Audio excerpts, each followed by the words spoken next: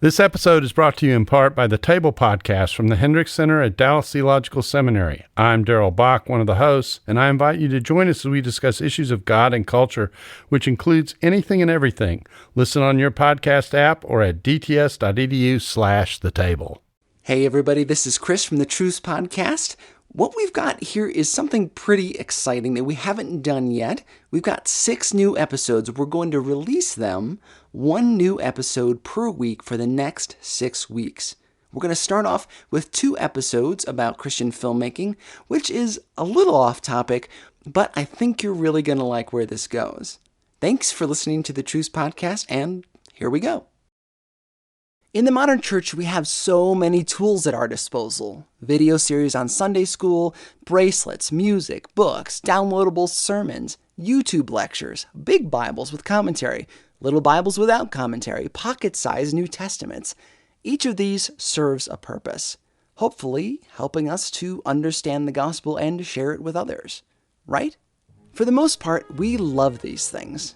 Tools like tracts and Bibles can really help. If you're an active ministry, you probably rely on these things all the time and love them. That isn't true for every tool at our disposal.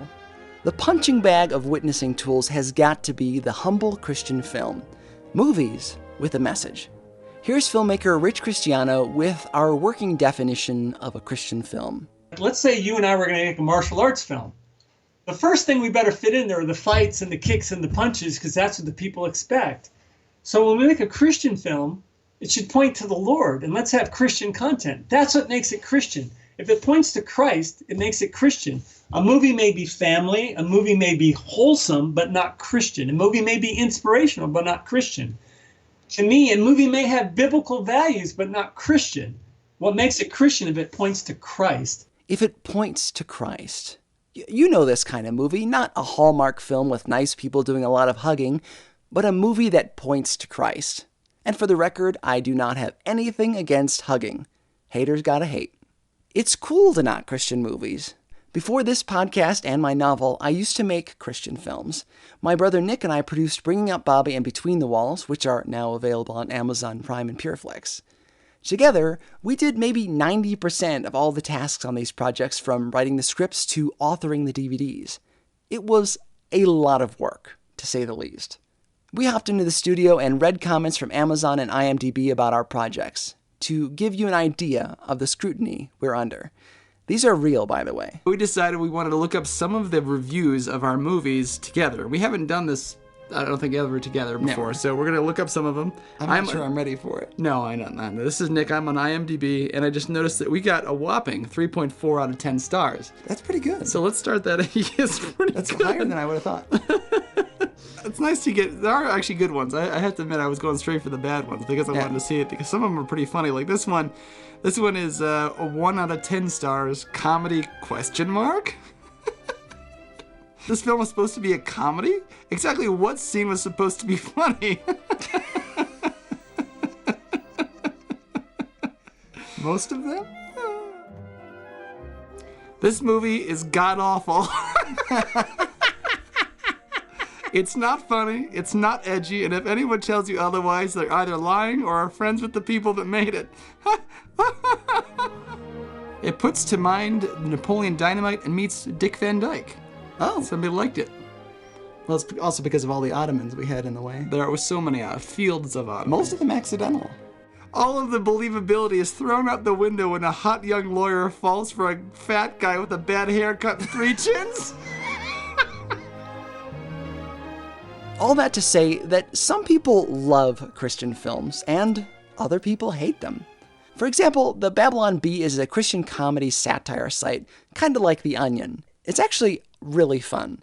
Sometimes, though, it cuts a little close to the bone. It frequently speaks directly to the prevailing attitudes among evangelicals. Here are some of their fictional headlines. Rotten Tomatoes introduces new negative scores for faith-based films, in which a fictional Rotten Tomatoes will let you rate a film below 0 if it's a Christian one. There's an article about an exercise bike that forces you to watch Christian movies until you meet your calorie goal. Another has the title, Researchers Now Believe Good Christian Movie Attainable Within Our Lifetime. Really?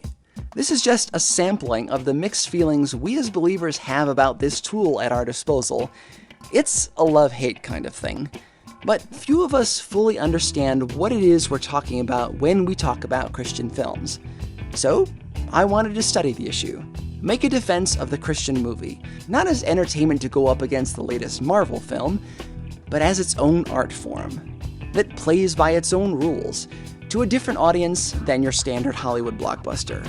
You may think you know all there is to know about the subject. I'll bet you'll be surprised what we uncover together. You're listening to the show that uses journalistic tools to look inside the church. I'm Chris Staron. This is Truce.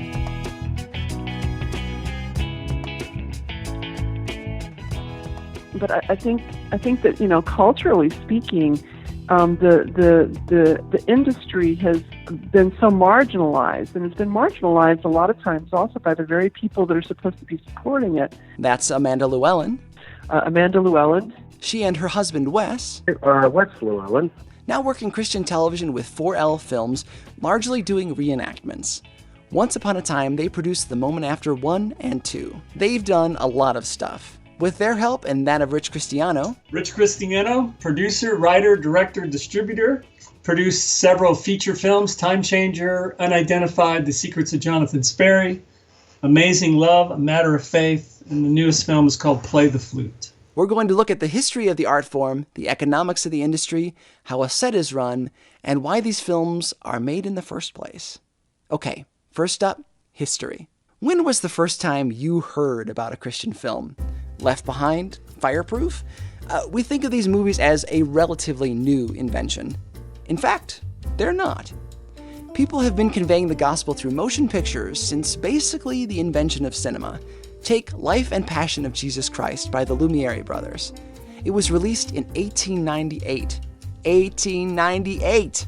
I bet you didn't even know they had moving pictures back then. Let me play a clip from the original film. I'm just kidding, it was a silent picture. The Lumiere brothers were some of the founding fathers of cinema. And 2 years earlier, they'd made movie history. The film in question was made without any cuts. It was 50 seconds long. Films at this time weren't very complicated at all. It's just one shot, some people milling around on a wooden platform, some holding luggage, trying not to look into the camera, and then a train pulls into the station and comes to a stop. That's the whole movie. But this was so new to audiences, something that big coming right at them, that they stampeded to the back of the theater to get out of the way of a moving train. At least, that's how the legend goes. That people were so scared to see a 3D representation of space, an object heading towards them, that they freaked out. Apparently, there isn't a lot of evidence to substantiate the story. Still, it shows you how crude the audiences and filmmakers were back then. Audiences and filmmakers had to warm up to the possibilities of motion pictures. What could be done with editing, framing, and, eventually, sound and color. The Lumiere brothers were instrumental in creating that language of cinema that we know today. I tell you all of that because just 2 years after that train famously pulled into the station, the Lumiere brothers made a movie that's just over 10 minutes long. It outlines an abbreviated life of Jesus, only 2 years after the train thing. This film has edits, costumes, there's a manger scene, Jesus healing Lazarus, the crucifixion, a vast improvement in storytelling because it actually tells a story instead of just showing some random event. They're just discovering how to edit this new technology, and already they're using it to tell people about Jesus. Christian films aren't a new marketing ploy, a desperate attempt to be more like the culture. They're actually a continuation of a trend that started thousands of years ago with statues, murals, and stained glass windows that were used to tell people about the Word of God. And Christian films have made headlines since then, of course. The Passion of the Christ is one of the highest grossing releases of all time. The Jesus film from 1979 has 1,607 different translations, making it the most translated film in history. This movie is regularly taken into places where people don't even have televisions, projected in the center of the village in the native tongue, and presented with a gospel message. Now imagine that. You're sitting in the dirt outside an African village where hundreds of people see the life of Jesus. In a town that may not have running water or electricity, they're watching a movie from 1979. And that project is famous for something else. It's also the most viewed film of all time, with as many as 7.7 billion views, far exceeding Star Wars and Gone with the Wind. Christian films have been around for a long time, and they are actively being used in outreach. Even the process of making a movie like this can be a witnessing opportunity. Again, here's the Llewellyns about how they run their sets. We care about people when they come here. We pray about them, pray for them in the mornings. When they get there, pray for their safe return home. We try to love our crew. We try to hug them at the end of the day when they go home. We try to feed them well.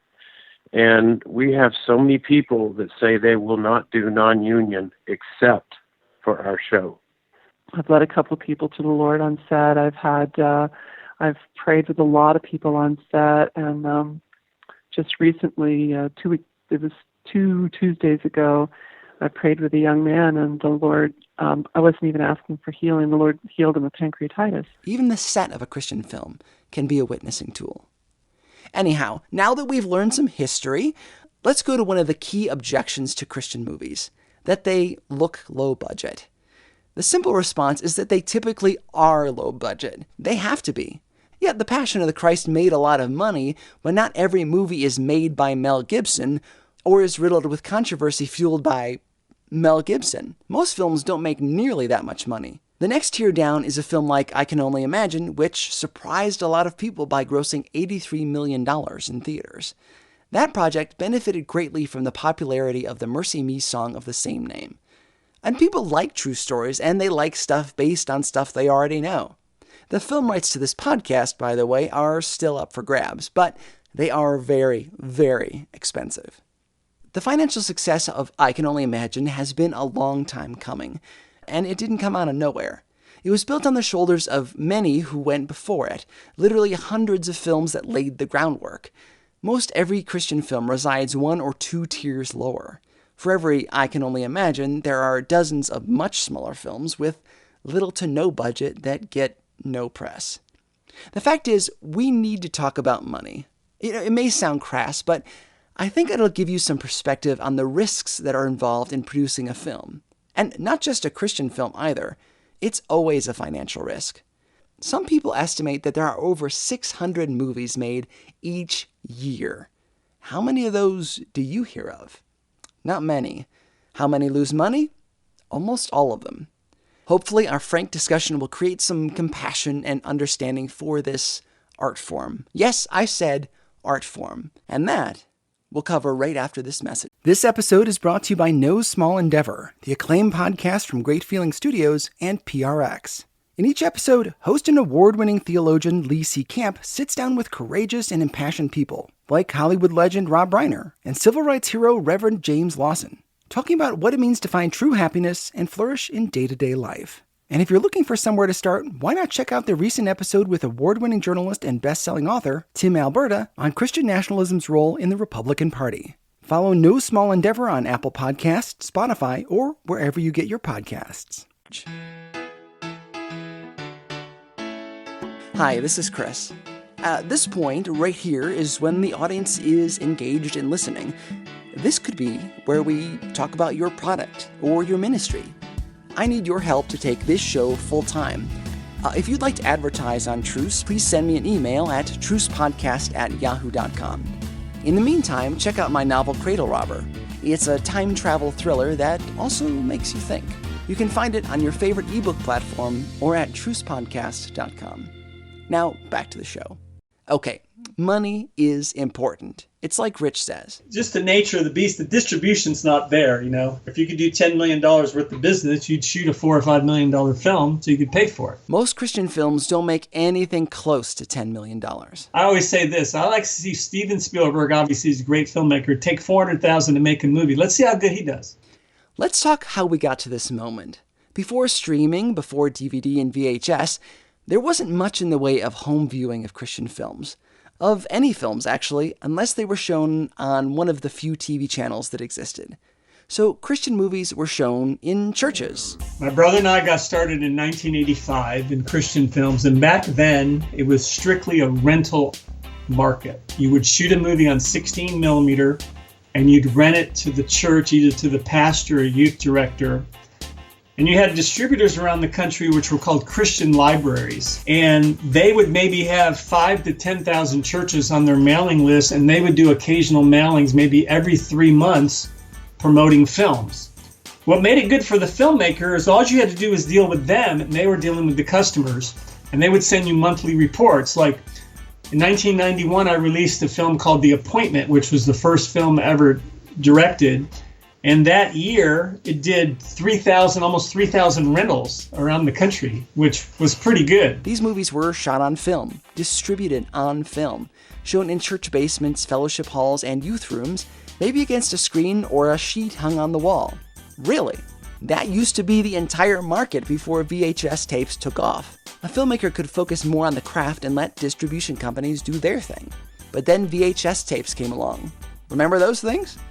They put the film rental catalogs out of business. You could see movies on your own at home for a lot cheaper than taking the whole family out. And there were more television networks. Well, these libraries went out, so my brother and I had to make a decision. We've got to go in distribution.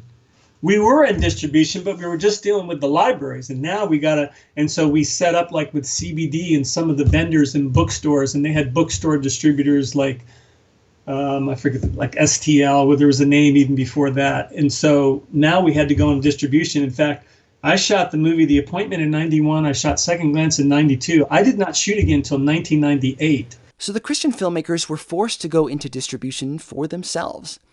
On top of being able to write a whole script, direct, work a camera, hire a crew, edit, and advertise, the filmmaker was on the hook for a lot more. There were Christian bookstores and catalogs, but someone had to get those films to the store. Someone had to pay for the inventory. Each DVD cost about 90 cents to replicate, insert the graphics, and wrap in plastic. Then, of course, you had to ship them. Filmmakers weren't just required to be good at production, they were also required to be logistics experts. Let's do this. Say I walk into a store. I pick up a DVD. Oh, it's $15. Of that $15, 60% goes to the store, just for the trouble of putting it on the shelf. That means that the film company gets $6 per DVD. If I bought one of the Llewellyn's films, they're not getting all of that $6, of course. A distributor or two is going to take their cut first. And the Llewellyns probably paid about $1.25 after shipping to print the physical disc and get it to the store. So that only leaves $4.75. $4.75. And that doesn't include loss, damage, returns, marketing, or DVDs that don't get purchased. Let's throw some math at you. When you think that maybe a decent pay for an American is, say, $100 a day, you'd have to sell 22 copies every single day just to cover one employee to handle shipping and marketing. Not even the cost of making the movie itself, just one employee. And since I made the movies with my twin brother and split the money, we'd have to double that. We never made that kind of cash, but you catch my drift. If we had families to provide for, we'd have to sell a lot of DVDs to put food on the table. That's a lot of risk. Suddenly, these costs add up because boxes of DVDs have to be stored somewhere and someone has to ship them. I literally have dozens of my films under my bed right now, waiting for a home. When DVD was king, there was money coming in, but not that much. I mean, at one point, the moment after was the biggest money-making faith-based film out there at one point, and it only ever made, I don't know, $2 million? Yeah, $2 million, maybe a little more, and that was divided so many ways. It's not like it all went in my pocket by any means. So at best, you could hope to make back in the heyday of DVD sales was maybe $2 million before expenses. $2 million may sound like a lot of money, but remember that a lot of filmmakers didn't pay themselves for years of work. You might get a little influx of cash, but it came after years of no paycheck at all. While the burden of distribution expenses was on the filmmaker, sharing a film became much easier. Here's Wes. Because they are, evangelical tools. People will buy them to give them away or to share them with their friends. They see a movie they like and they go, oh, I'll buy, like Amanda said, we'll buy 5-10 copies of that because that's something it's really good and I can give it to my friends. And then, like she said, they'll watch it. See, I remember driving around with Rich Christiano when we were working on his film Unidentified, and the trunk of his car was always filled with lots of his DVDs. He'd meet someone on the street and just hand them copies of his films. DVDs and VHS made it way easier to share your movies because you didn't have to arrange a screening on 16mm film. And again, the market changed. DVD sales are way down. According to Rich, DVD sales are 15% of what they once were. 15%. That's 1/5. When was the last time you bought a DVD for full price? Exactly. So the DVD retail market has basically dried up, which, surprisingly, has led to another twist in our story, the revival of the old way of watching films. This kind of reminds me, Chris, when 16mm went out and VHS came in, and I went 6 years and didn't shoot a movie for the transition. I feel like we're in another major transition period here. It'll equal itself out, and my brother and I have realized the theater now becomes more and more important. That's right, the theater. Even independent filmmakers like Rich should be focusing on the theater, because churches can rally together and support these films. So what we're doing now is one-night showings. We get a local individual church ministry to sponsor the movie for one night. We book the theater on a Tuesday night. For example, I live a mile from the Regal 22. I will book the theater over there, 376 seats, and the night I show my film, I'll sell 350 tickets. I know if I put 350 people over in the Regal 22 on a Tuesday night, I'll have more people in that one theater than they'll have in the rest of the theaters twice over. I mean, they might have 200 people in the rest of the screens because it's slow. So this to me, and what we're planning to do with this new film, I'm planning to start it in theaters September 25th, and literally I'm planning to leave it in the theater for a year. And he's involving others to help spread the word. If a ministry gets involved, it can be a fundraiser for them. Say a church youth group is heading out on a mission trip. They can host a screening of Rich's new movie and get a percentage of the ticket sales. Rich gets a little money for the film, the theater owner is happy because they sell popcorn, and the youth group earns a little extra cash for their trip. It's a cool system for indie filmmakers to reach their budget goals, and you don't see the Avengers sharing revenue with youth groups. Those jerks. And so if a filmmaker is going to make back the money spent on creating the film, they can piece together money from TV sales, movie screenings, DVDs, church screenings, and now, streaming services. Streaming has made it so easy to share. It seems like everyone subscribes to at least one of these platforms, but it's of course much harder to make money on them. Take Amazon Prime. Traditionally, Amazon has paid 15 cents per hour watched. In other words, when you watched Bringing Up Bobby, it's the same thing with God. If you care about God, it just shows. Which is 90 minutes long, you get about 22.5 cents if you made it all the way through the whole thing from beginning to end. Let's go back to our model. If I'm the only employee of our company and I need $100 a day to survive, that means that the movie has to be watched from beginning. I'm sorry. Who said that? I can't see from the light reflecting off your preppy shirt.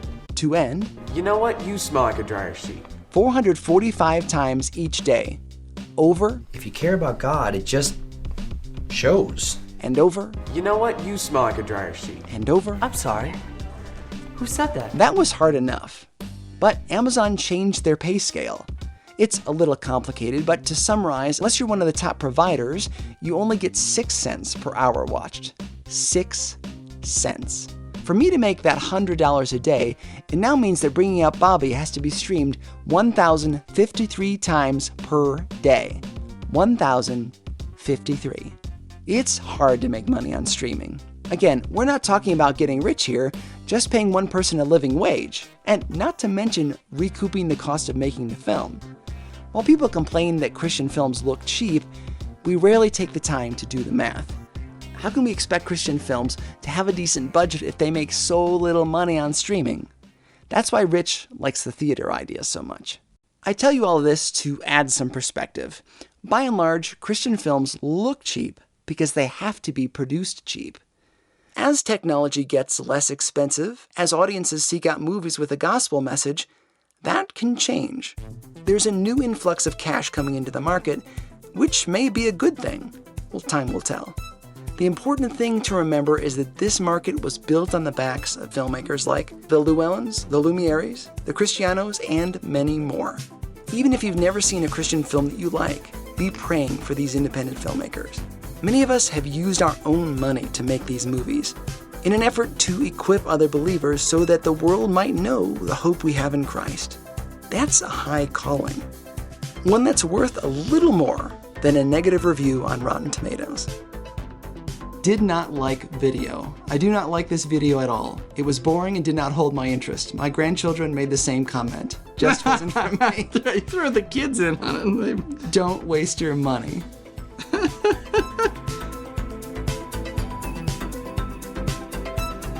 Truce is a listener-supported show.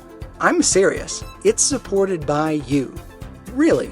$5, $10, whatever. We could really use your help to take this show full-time.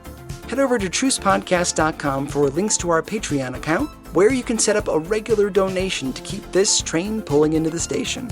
Once there, you can sign up for our informative and unobtrusive email updates list. We're on social media, including Facebook, Twitter, and Instagram. Subscribe to the show, leave a positive review on iTunes, and please tell a friend. You know what? Tell all your friends. Our logo is by Andy Huff, and marketing help comes from the ever-patient Roy Browning from the Business Acumen podcast. On our website, you'll also find more information about my films, Bringing Up Bobby and Between the Walls, both of which are streaming on Amazon Prime, and you can learn about my ebook, Cradle Robber. On our next episode, we'll take a look at why we should see these movies as a separate art form. I'm Chris Starin, and this is Truce.